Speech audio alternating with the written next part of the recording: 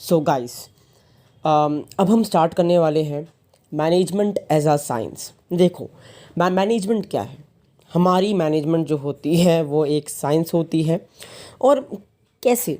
अब ये कैसे? देखो, सिंपल सी बात है। जो हमारी साइंस है वो कंप्राइज करती है, वो एग्जैक्ट प्रिंसिपल्स कंप्राइज करती है और उसे वेरीफाई किया जा सकता है, इस्टेब्लिश किया जा सकता है कॉज एंड इफेक्ट रिलेशन के हिसाब से। बिल्कुल। अब हम आते हैं कुछ हमारे कुछ फीचर्स ऑफ साइंस और कैरेक्टरिस्टिक्स ऑफ साइंस। देखो, जो मेरी साइंस है वो एक सिस्टमैटिक बॉडी ऑफ नॉलेज है। जब भी आप साइंस करते हो तो इसको मैं ऑर्गेनाइज करता हूँ एक बिल्कुल ही सिस्टमैटिक स्टडी मटेरियल के साथ। एंड ये जो मेरी साइंस है ये अवेलेबल रहती है मेरे पास, विच इज़ यूज टू, मैं इससे अपनी नॉलेज को एक्वायर करता हूँ। सिंपल सी बात है। एंड ये जितनी भी मेरी साइंस ऑफ मैनेजमेंट है ये अवेलेबल रहती है, सिस्टमैटिकली रहती है बिल्कुल ही। और इसमें स्टडी मटेरियल होता है। इसलिए साइंस में क्या होता है? स्टडी मटेरियल होता है, स्टडी होता है, नॉलेज होती है, कंटेंट होता है। अगर जो साइंस का कंटेंट है वो साइंस का कंटेंट ही रहेगा। यहाँ पे मैंने चीनी डाली तो यहाँ पे चीनी मिक्स हो जाएगी, ये साइंस का कंटेंट ही रहेगा। और अब मैं आपको बताता हूँ कि ये जो था हमारा फर्स्ट फीचर कि मेरी सिस्टमैटिक बॉडी ऑफ नॉलेज है मेरी एक साइंस। अब आता है, हम सेकंड पे आते हैं। सेकंड पे क्या है? जो मेरे प्रिंसिपल्स हैं वो बेस्ड है मेरी एक्सपेरिमेंटेशंस पे। अब आपके दिमाग में आएगा कैसे? देखो, सिंपल सी बात है। ये मेरी साइंस, मेरी मैनेजमेंट की एक एक्सपेरिमेंटेशन पे कैसे है? जैसे कि मैंने आपको बिल्कुल अभी के अभी एग्जांपल भी दिया था। मान लो कि आप यहाँ पर चीनी डाल रहे हो गर्म पानी में तो एकदम से मिक्स हो जाती है। बिल्कुल। तो इससे मेरे को फ़ायदा हो रहा है, बिल्कुल हो रहा है। अब फिर मैं ऐसे ही देखता हूँ तो जो मेरे मैनेजमेंट एक्चुअली में जो प्रिंसिपल्स हैं क्या है, ये डेवलप होते हैं थ्रू मेरे ऑब्जर्वेशंस एंड एक्सपेरिमेंटेशन से। एक्सपेरिमेंटेशन ही तो है। ऊपर क्या पढ़ा मैंने कि हाँ, यहाँ पर ये कंटेंट है, होता है इसके अंदर, और ये मेरी एक्सपेरिमेंटेशंस है। अब ये बात बताओ, क्या मैनेजमेंट में ये नहीं होता? बताओ। नहीं। क्यों? ये थोड़ा सा पार्शली क्यों होगा? क्योंकि मैनेजमेंट में, मैं इसे क्यों बोल रहा हूँ कि मैनेजमेंट में सिर्फ हल्का सा, क्योंकि मैनेजमेंट लोग अपने हिसाब से अप्लाई करते हैं। मुझे पता है चीनी में पानी में डालूंगा वो मिक्स होएगी, लेकिन लोग जो है वो अपने हिसाब से मैनेजमेंट अप्लाई कर सकते हैं। जो ये मैनेजमेंट प्रिंसिपल्स है ये डेवलप्ड है थ्रू ऑब्जर्वेशन एक्सपेरिमेंटेशन। बिल्कुल। और ये जो भी मेरे मैनेजमेंट है ये डील करती है human beings and human behaviour के साथ। बट ये इसको मैं बिल्कुल ही एक्यूरेटली प्रेडिक्ट नहीं कर सकता कि क्या ये जो मेरा फीचर है ये मेरा मैनेजमेंट में होएगा। बिल्कुल मेरे को नहीं लगता होएगा, बिल्कुल हल्का सा होएगा। लेकिन ये जो फीचर है ये पार्शली प्रेजेंट है। तो आपको क्या लिखना है एग्ज़ाम में कि ये पार्शली प्रेजेंट है, क्योंकि मैनेजमेंट को मैं इन एग्जैक्ट साइंस भी बोल सकता हूँ। अब ये MCQ लिख लो। Management as a inexact science. अब आता है हमारा यूनिवर्सल वैलिडिटी। जो साइंटिफिक प्रिंसिपल्स हैं उनकी एक यूनिवर्सल वैलिडिटी होती है। जो हमारी साइंटिस्ट जो भी अप्लाई करते हैं उनकी यूनिवर्सल वैलिडिटी होती है। बट आप क्या सोचो, क्या मैनेजमेंट की यूनिवर्सल वैलिडिटी होती है? हर बंदा अपने हिसाब से मैनेजमेंट कर रहा है, हर इंसान अपने हिसाब से कर रहा है। तो मैनेजमेंट प्रिंसिपल्स को मैं एग्जैक्ट लाइक साइंटिफिक प्रिंसिपल्स नहीं बोल सकता। तो जो इनकी एप्लीकेशन है ये यूनिवर्सल नहीं है और इनको मॉडिफाई किया जा सकता है अकॉर्डिंग टू द सिचुएशन के हिसाब से हमारी। सो ये जो फीचर ऑफ साइंस है ना ये मेरा प्रेजेंट नहीं है मैनेजमेंट में, बिल्कुल भी नहीं है। ये मैंने पार्शली कहा, ये तो मैंने बिल्कुल भी नहीं कहा। तो अब कंक्लूजन पे आते हैं। अपने कंक्लूजन के हिसाब से जब मैं देखता हूँ on comparing the feature of science, जब मैं करता हूँ अच्छे से, मुझे क्या दिखता है? जो मेरा एक ही फीचर है जो साइंस का जो मेरे मैनेजमेंट में प्रेजेंट है, वेयरएज जो 2 है वो मेरे प्रेजेंट नहीं है साइंस के अंदर। एक पार्शली है और एक तो है ही नहीं। सो मैनेजमेंट को मैं इसके हिसाब से, कंक्लूजन के हिसाब से मैनेजमेंट को मैं कंसीडर नहीं कर सकता प्योर और इनएग्जैक्ट साइंस, बट मैं उसे क्या कह सकता हूँ, ये एक इनएग्जैक्ट साइंस बोल सकता हूँ, या फिर मैं इसे एक सोशल साइंस भी बोल सकता हूँ। दोबारा सुनना, अब मैनेजमेंट को मैं क्या बोल सकता हूँ, इसको मैं कंसीडर नहीं कर सकता प्योर और एग्जैक्ट साइंस के साथ, बट मैं उसे कॉल कर सकता हूँ इन एग्जैक्ट साइंस के साथ। जैसे हमने ये सब देखा, बहुत ही अच्छा ये फ्लो चार्ट बना रखा है, एक बार देख लीजिएगा इसे। अब हम आते हैं हमारे मैनेजमेंट एज एन आर्ट। क्या हमारी मैनेजमेंट एक आर्ट है? देखो, सबसे पहले ये जो सबसे पहले आता है अब हमारा इसमें फीचर, ये है systematic body of knowledge and existence of theoretical knowledge. अब हर आर्ट में क्या होता है, यहाँ पे सिस्टमैटिक ऑर्गेनाइज्ड होती है हमारी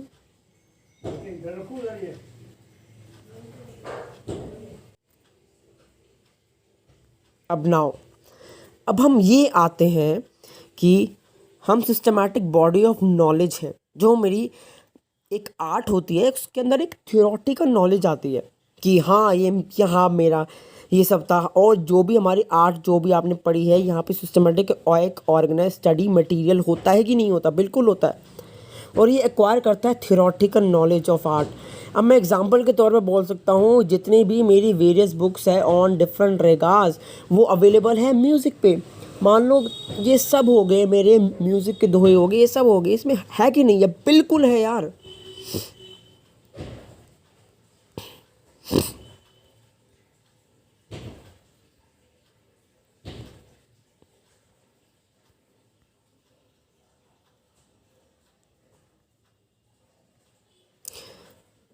तो अब हम आते हैं यहाँ पे, ये जो मेरी मैनेजमेंट है, इसे मैं सिस्टमैटिक या फिर ऑर्गेनाइज बॉडी ऑफ नॉलेज जो मैंने आपको बताया, तो ये जो फीचर है, देखो मैनेजमेंट में भी मेरे होती है थियोरेटिकल नॉलेज और आर्ट में भी है। तो क्या हुआ, ये फीचर एक मेरा प्रेजेंट है आर्ट का, किसमें? मैनेजमेंट में। अब फिर आता है मेरी पर्सनलाइज्ड एप्लीकेशन। अब जो मेरी फील्ड ऑफ आर्ट है, यहाँ पे जो भी हमारी थियोरेटिकल नॉलेज होती है, इसे मैं ये सब नहीं बोल सकता, ये सिर्फ इनफ नहीं है हर आर्टिस्ट के लिए कि मतलब कि पर्सनल स्किल्स एंड वो क्रिएटिविटी को अपनी अप्लाई कर सके नॉलेज में। अब एग्जांपल के तौर पर मैं बोलना चाहूँ तो मेरे म्यूजिशियंस हो गए, जो ये सब लर्न करते हैं रेगास को, बट ये अप्लाई तो करते हैं अपने हिसाब से, करते कि नहीं करते? बिल्कुल, according to their personal skills and creativity. And देखो, आर्ट को भी जो गाना गाते हैं वो भी अपने हिसाब से अलग, सेम गाने को अलग अलग तरीके से गाते हैं। और मैनेजमेंट में भी क्या होता है, सेम मैनेजमेंट अलग अलग तरीके से करता है एक बंदा। तो बट और ये जो मैनेजमेंट है, ये जो मैनेजर्स सीखते हैं same management theories and principles की, सो ये जो उनकी एफिशिएंसी है डिपेंड करती है how well they use this principle, कितने अच्छे तरीके से यूज़ कर रहे हैं। तो ये भी तो इसके अंदर हुआ ना मैनेजमेंट में। तो ये आ गया हमारा पर्सनलाइज एप्लीकेशन। अब हम आते हैं अपने थर्ड पे, इसमें क्या, based on practice and creativity. क्या मतलब, आर्ट जो है, जो आर्टिस्ट है, उसे रिक्वायर होता है रेगुलर प्रैक्टिस ऑफ आर्ट, अगर उसे एक फाइन या फिर उसे परफेक्ट बंदा बनना है तो। और विदाउट प्रैक्टिस जो आर्टिस्ट है वो अपनी परफेक्शन नहीं कर सकता। सेम क्या है मैनेजमेंट, सेम मैनेजमेंट में भी अप्लाई होता है। जैसे आर्टिस्ट अपनी थियोरेटिकल नॉलेज को प्रैक्टिकली अप्लाई करना पड़ता है उसे, वैसे ही मैनेजर को भी अपनी थियोरेटिकल नॉलेज को प्रैक्टिकली अप्लाई करना पड़ता है। सो ये वाला फीचर भी हमारा मैनेजमेंट में प्रेजेंट है कि नहीं है? बिल्कुल प्रेजेंट है। तो हमने क्या कंक्लूजन के हिसाब से देखा, comparing the feature of art, हमने जब देखा तो हमने फाइंड आउट किया कि जो ये फीचर ऑफ आर्ट है ये प्रेजेंट मैनेजमेंट में हमारे है।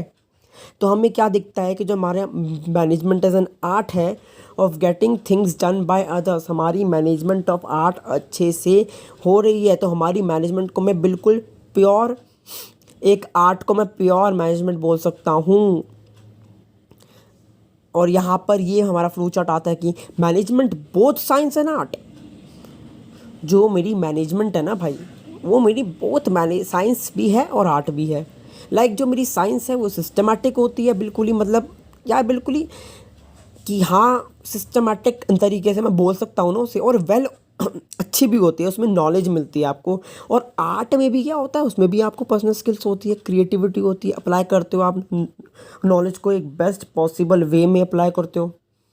और ये जो साइंस एंड आर्ट है are not in contrast to each other, and जो दोनों के दोनों है ना, ये एग्जिस्ट करते हैं टुगेदर हर फंक्शन में। इस बात को नोट डाउन कर लीजिए। अब हम आते हैं हमारे लास्ट वाला जो है, वो है हमारा मैनेजमेंट एज अ प्रोफेशन। अब ये क्या भला है भाई, हमने मैनेजमेंट एज साइंस देखी, मैनेजमेंट एज आर्ट देखी, अब देखते हैं क्या हमारी मैनेजमेंट एक प्योर प्रोफेशन है। अब प्रोफेशन क्या, आप सबको पता है, जो भी आप एक प्रोफेशन में किसे बोल सकता हूँ, डॉक्टर हो गया, चार्टर्ड अकाउंटेंट हो गया, एक आपका कंपनी सेक्रेटरी हो गया, आपका सीमा हो गया, ये तीनों के तीनों प्रोफेशन है। डॉक्टर हो गया, ये सारे प्रोफेशनल ही तो हैं। तो क्या मैनेजमेंट एक प्रोफेशन है? तो चलिए देखते हैं। अब ये जो मेन फीचर ऑफ प्रोफेशन है, ये हमें क्या पता है भाई?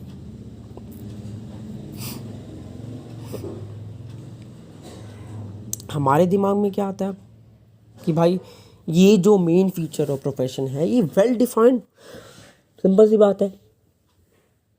प्रोफेशन में भी तो एक अच्छे से वेल डिफाइंड ऑफ नॉलेज लिखी होगी अच्छे से, और हर प्रोफेशन की जितनी भी प्रैक्टिस होती है सिस्टमैटिक बॉडी में नॉलेज की, वहाँ पे उनकी जो भी वो नॉलेज गेन करते हैं वो थ्योरेटिकल भी तो गेन करते हैं। उनके पास एक बुक्स होती है, अपनी अपनी सिस्टमैटिक बॉडी ऑफ नॉलेज होती है उनके पास, और वो लार्ज नंबर ऑफ बुक्स उनके पास, बिल्कुल बुक्स उनके पास अवेलेबल होती है। तो कंटेंट तो उनके पास है, जैसे मैनेजमेंट के पास भी है। जैसे स्कॉलर्स भी स्टडी करते हैं, तो बिजनेस स्टडी, ये जो बिजनेस सिचुएशंस है, ये ट्राई करता है टू डेवलप न्यू प्रिंसिपल्स के हो, टू टैकल अपनी सिचुएशन को। तो ये वाला तो बिल्कुल ही जैसे एक प्रोफेशन करता है, वैसे एक मैनेजर भी करता है, एक मैनेजमेंट वाला भी करता है। तो ये वाला जो फीचर है प्रोफेशन का, ये प्रेजेंट हुआ कि नहीं हुआ मैनेजमेंट में? बिल्कुल हुआ। अब रेस्ट्रिक्टेड एंट्री, अब देखो भाई, अब ना इस बात पे ध्यान दे रहा हूँ। अब एक्चुअली अगर मैं बोलना चाहूँ ना, जैसे कि हमें पता है कि एक MBBS की डिग्री, अगर आपको डॉक्टर बनना है तो आपको MBBS की डिग्री लेनी पड़ेगी। अगर आपको साइन मारना है, आपको ऑडिट करना है, तो आपको चार्टर्ड अकाउंटेंट बनना पड़ेगा। अगर आपको साइन करना है, चार्टर्ड अकाउंटेंट वो तब तक अपना काम नहीं कर सकता जब तक उस पे कंपनी से सेक्रेटरी अपना साइन नहीं कर देता। तो अब सिंपल सी बात बताता हूँ, ये जितने भी हमारे प्रोफेशनल कोर्सेज हैं, इनकी एक रेस्ट्रिक्टेड एंट्री होती है। सिर्फ 60, देखो भाई, सिर्फ 60 लाख ही अभी तक यहाँ पे कंपनी सेक्रेटरी बने हुए पड़े हैं। सिर्फ 60 लाख, सिर्फ 60,000, तो सिर्फ 60,000 ही बने पड़े हैं सिर्फ कंपनी सेक्रेटरी। तो खुद सोच लो कितनी ज़्यादा रेस्ट्रिक्टेड एंट्री हो सकती है। बट क्या कोई लीगल रेस्ट्रिक्शन है एक मैनेजर के लिए कि आपको ये मैनेज करना है कि आपको उसके लिए सबसे पहले आपको MBA की डिग्री लेनी पड़ेगी? बताइए, नहीं ना, कोई ऐसा रेस्ट्रिक्शन अभी तक नहीं आया है। सो प्रेजेंटली ये जो फीचर ऑफ प्रोफेशन है, ये प्रेजेंट नहीं है मैनेजमेंट में, बट वेरी सून ये इंक्लूड होएगा, वेरी सून ये हो सकता है। तो ये वेरी सून लिखना मत भूलिएगा, ये लिखिएगा तो पक्का आ जाएंगे मार्क्स। अब इसके बाद ना आपको इसकी मैं टेक्निक भी बताऊंगा। अब आपके दिमाग में आ रहा होगा, भाई मैं हर एक की आपको टेक्निक क्यों नहीं बता रहा याद करने की, है ना? मैं आपको सिर्फ कुछ की मैं इसलिए बता रहा हूँ क्योंकि फिर आप कोड्स में लगे रह जाओगे, कोड्स आपके दिमाग में ही बैठे रह जाएंगे, आपको याद नहीं होने वाला फिर कुछ, बाकी सारे याद करो, लेकिन कुछ के मैं कोड्स दूंगा, उससे और अच्छे से होगा, लिख के दे रहा हूँ। फिर आता है हमारा third, presence of professional association. अब मैं एग्जाम्पल के तौर पर बोलूँ, जितने भी मेरे प्रोफेशन होते हैं, स्पेशल एसोसिएशन होते हैं, एस्टैब्लिश, एवरी जितने भी प्रोफेशन होते हैं, has to get himself registered. उनको होना होता है एसोसिएशन के हिसाब से बिफोर प्रैक्टिस दैट प्रोफेशन। अब एग्जांपल के तौर पर मैं बोलूँ, जितने भी मेरे डॉक्टर्स हैं, उनको क्या करना पड़ेगा? उनको रजिस्टर होना पड़ेगा medical council of India, lawyers and bar council of India, बिल्कुल। और इन केस अगर मैं बोलना चाहूँ, जो मेरे मैनेजमेंट के वेरियस मैनेजमेंट एसोसिएशंस हैं, वो सेटअप होते हैं at national and international level पे, और हर मेंबर रूल्स और सेट ऑफ एथिकल रूल्स के साथ। अब एग्जांपल के तौर पर यहाँ पे national institute of person management in Kolkata, but legally ये ना अभी तक कंपलसरी नहीं हुआ है कि जितने भी मेरे मैनेजर हैं वो मेरे part of this organisation by registration बनेंगे कि नहीं बनेंगे। मतलब कि जैसे कि हमारा CS है, वो एक पर्टिकुलर रजिस्टर्ड मेंबर है, वो एक ICSI का मेंबर है, बट हमें ये तक अभी तक कुछ ऐसा आया नहीं है कि एक मैनेजर जो है वो एक पर्टिकुलर एसोसिएशन का वो मेंबर बन जाए। तो ऐसा भी अभी तक कुछ नहीं हुआ है। तो ये वाला भी जो प्रोफेशन है ये अभी तक सून ये हो सकता है, बट अभी तक तो नहीं आया है। फिर अब हमारा आता है एथिकल कोड्स। अब देखो यहाँ पे हर प्रोफेशन के एक एथिकल कोड्स होते हैं जो उनके ऑर्गेनाइजेशन ने बाइंड करते हैं अपनी प्रोफेशनल में। अब इन केस मैं बोलना चाहूँ मैनेजमेंट में, यहाँ पे ग्रोइंग एम्फेसिस करते हैं ethical behaviour of manager. All India management association जैसे हमें पता है वो डिवाइस करता है code of conduct of Indian manager की आपका ये कोड ऑफ कंडक्ट है, बट अभी भी ये लीगली कंपलसरी नहीं हुआ है यार। जैसे कि यहाँ पे एक एथिकल लीगल कोड्स यहाँ पे जैसे कि हमारे ICSI जो है, यहाँ पे इस प्रोफेशनल बॉडी ने बहुत सारे एथिकल कोड्स बना रखे हैं, बट क्या कोई मैनेजर की बॉडी ने कोई एथिकल कोड्स बना रखे हैं? अभी तक तो नहीं बनाए हैं। तो ये वाला भी अभी तक नहीं हुआ है। Soon it will be included in your with statutory banking. बिल्कुल ये सून इंक्लूड हो जाएगा। अब आता है हमारा service motive. In professional bodies का काम क्या है? आप डॉक्टर हो, आप सर्विस दे रहे हो कि नहीं दे रहे हो? बिल्कुल जो बेसिक मोटिव होता है हर प्रोफेशन का कि अपने क्लाइंट्स को डेडिकेटली उसे देना होता है सर्विस मोटिव।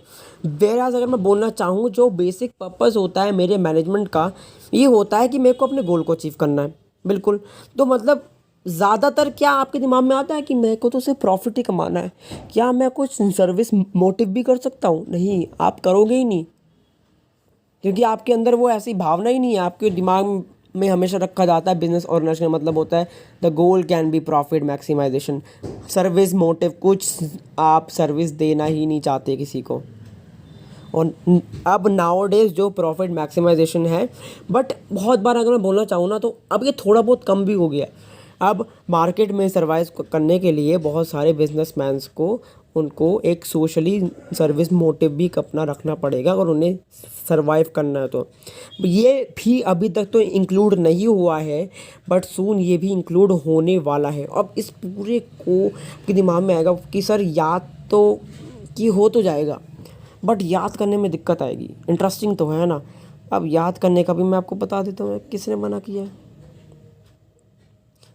PERKS